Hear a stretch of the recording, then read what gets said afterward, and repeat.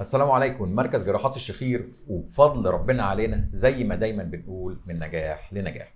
معانا النهارده الاستاذ يوسف من السودان، عاملين له عمليه طبعا شخير وخنقه، كان مناخيره مكتومه تماما وعنده مشاكل في اللوز ومشاكل في الحلق وسقف حلق ولها.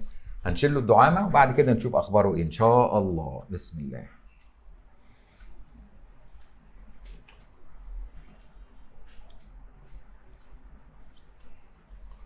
طمني على النفس. خد نفسك الحمد كده. لله العال. ايه؟ الحمد لله تمام. خد نفسك. ايوه ها 100%. 100 ولا 99؟ 100%. ما عندناش 99، عندنا 100%. ايوه ايه الاخبار؟ طبعا 100%. خد نفسك كده تاني. احسن من الاول. ها ايوه احسن كثير. الحمد لله. اول كانت تشتغل وحدي بس. واحده بس الثانيه اللي تكون مقفوله. واحده بس. صغير. مم. صغير كذا يشتغل وحدي، الثانيه تكون مقفوله. كم سنه على كده بقى؟ والله هو 30 سنه من عمري يعني. 30 سنه تعبان كده؟ ايوه. هي انا قمت لقيت كده يعني نفسي ده هو النفس بنخره واحده. الثانيه تكون مقفوله. كده. انام في شخير بسيط. بدا يزيد. بدا يزداد الشخير. بعد ذاك العضعه دي ظهرت لي من شهرين. قطعت النفس. قطع النفس دي اخطر حاجه في الشخير. اخطر حاجه في الشخير. من شهرين. ايوه من شهرين. عرفتها ازاي؟ والله انا نايم وفجاه كده لقيت نفسي انقطع. ولا حد جنبك قال لك؟ لا قمت براي. انا بدون ما اشعر لقيت نفسي قمت ورجعت نفسي. كم مره في الليله بيحصل كده؟ بعد ذاك دي اول مره رجعت نفسي. كويس. اخذت نفسي شويه رقدت. بعد ذاك احاول برقد زي ده، طق يقطع واقوم بصحى بتقلب على الجنب الثاني برضه. يعني ممكن طول الشهرين ثلاثه دول؟ يومين ثلاثه. احيانا بكون بنوم يعني وسط كده، بنوم كثير، بنوم زي ساعه ونص ساعتين وتقوم ثاني. اقوم اصحى في قلق يعني، حتى لو ما في قطعه وفي في قلق. كويس. بصحى يعني كل خلال ساعتين او ساعه ونص انا لازم اصحى. ده يبقى كده مفيش نوم. مفيش نوم. أيوه. طب احنا الحمد لله احنا عملنا العمليه من 10 ايام. أيوه. عملنا الحاجز الانفي. وكان عندك الحقيقه ترهلات شديده جدا جدا جدا في اللوز. خد بالك انا بقول ترهلات، مش بقولتش لوز متضخمه ولا قلت لوز ملتهبه تماما.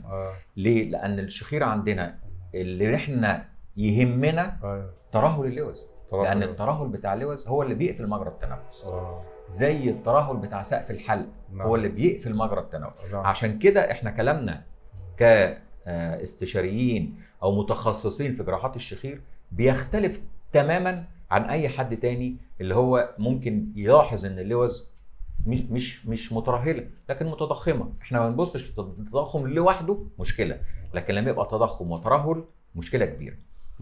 ف شلنا لك اللوز وشلنا لك جزء طبعا تجميل في سقف الحلق واللهاء.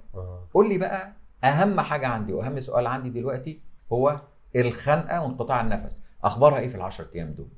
انا مش عايزها تكون راحت، انا عايز تحسن. هل في تحسن؟ ايوه في تحسن. في انقطاع النفس. حسيته ازاي؟ لكن في قلق بس. انا بكون مقلق طوالي بصحى لكن ما زي الايام مش صحيان الخنقه. امال صحيان ايه بقى؟ قلق بس؟ لا صحيان الخنقه هي كانت يعني. انا بتكلم في ال10 ايام. في ال10 ايام لانه الدعامه كان موجوده بقى. الانف مقفول. انا معاك. ايوه انا معاك. بس بيطلع كده. بس هو بيطلع بالفم. اول ما الفم يقفل ايوه انا بقوم اصحى بالظبط. مفيش مشكله. لكن عموما حاسس ان دخول وخروج الهواء احسن. انا اول ما طلعت الدعامه الحمد لله الدنيا بقت احسن. ايوه. ايه تاني اتحسن فيك في فتره ال10 ايام دول بس؟ وان كان احنا دي فتره ما بنسالش فيها عن تحسن في حاجات كتير. والله كتير يعني، حتى كان داومني حمى كده. برضه هي الحمى دي انتهت يعني. بقت احسن. ايوه. كان برضه يجيني شد على اليمين هنا. لسه خدوا بالكم احنا بنتكلم مع العيان بكل صراحه وبكل منطقيه.